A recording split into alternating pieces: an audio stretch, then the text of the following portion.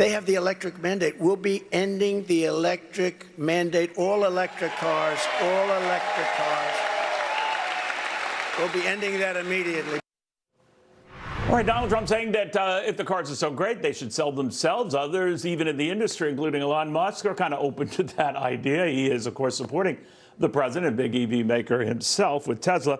Mike Caudill joins us right now, auto expert, and he's attending one of these big RV shows, I believe among the biggest in the country right now. And, you know, there's a big market there for electric EVs and the like. Mike, what do you make about this, you know, full-scale assault, I guess, as far as when it comes to government mandates and the rest for EVs of any type?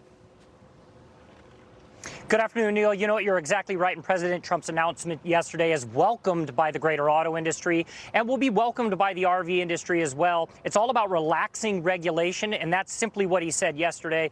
You've heard the president of Ford Motor Company, Jim Farley, talk about shifting some of its resources away from battery technology and into hybrid technology. And that's exactly what Thor Industries is doing here in Elkhart at the RV Open House show. Over my shoulder, this is a battery electric vehicle with an onboard generator.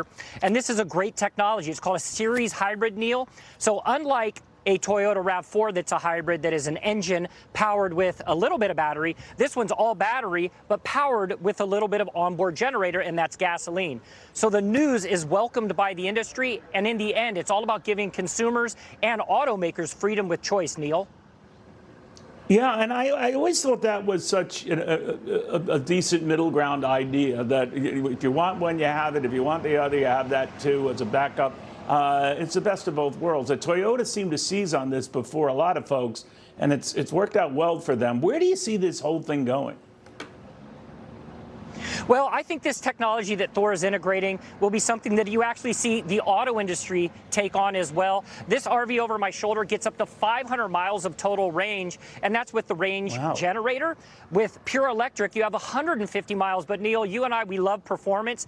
They announced that this has a 0 to 60 time of 6 seconds. Now, of course, this is a test pilot here, but they announced that it's going to go into production next year. So when you ask the question, where do we see this going? Thor absolutely has intention of bringing this to market in 1 year from now. You know, I was always surprised by, you know, I remember when J.D. Vance had said that the average vehicle in this country is costing $50,000, and people piled on him. When he's actually right, I think it's about $47,000, $48,000. And that is a jarring figure for a lot of people who have now been stretching out payments for cars they purchased with 7, 8, 9-year leases and/or financing terms. So there could be a big backup of Americans who want to get into new vehicles but presently can't. What do you see happening? Well, we know that the used car market right now is still strong. There's a lot of opportunity for people to move into that side of the market if they want to go used. But what I'm seeing here in Elkhart, and this is really interesting, that the average buyer of an RV now is 32 years old. And yesterday I had a chance to walk around. There are RVs sub $20,000. So when it comes to where we're going and what consumers are going to be looking for, affordability, obviously with interest rates still high, although half point down, they're still interested in finding things that are affordable. And in the case of the RV industry, it gives consumers a chance to get out and have a little bit of fun. So you take those two and combine them together. I think you have a recipe for success, especially with the excitement here in Elkhart.